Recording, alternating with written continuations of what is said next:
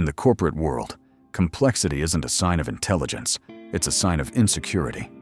While the CEO was writing a $2 million check for a precision weighing station, the man on the floor solved it with a gust of wind and a $20 fan. Welcome to the complexity trap. A massive snack corporation was facing a glitch. Empty bags were hitting the shelves. The CEO demanded a military-grade fix. For 2 months, engineers analyzed the physics of gravity.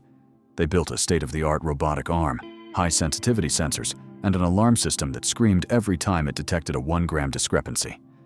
Total cost, $2 million. The CEO called it a professional solution. The ledger calls it institutional friction. 3 weeks later, the data was perfect. 0 empty bags. But the $2 million machine was unplugged, collecting dust. The CEO stormed the floor, demanding to know how the bad bags were being caught if the robot was dead. The answer was sitting on a wooden stool, a cheap $20 industrial fan. The workers were tired of the alarms and the constant resets, so they found a simpler law of physics: weight versus wind. The full bags stayed on the belt. The empty ones? They were simply blown into a bucket. No alarms, no consultants, no debt. Just $20 and a shift in perspective.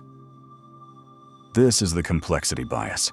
We are conditioned to believe that big problems require big, expensive, complicated solutions. The elite use complexity to justify their fees, their titles, and their budgets.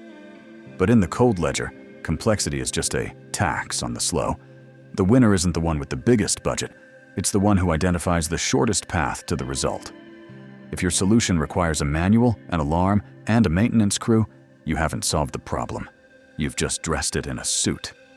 To understand how the 1% use this invisible friction to keep you working harder while they work smarter, watch the deep dive on the physics of poverty.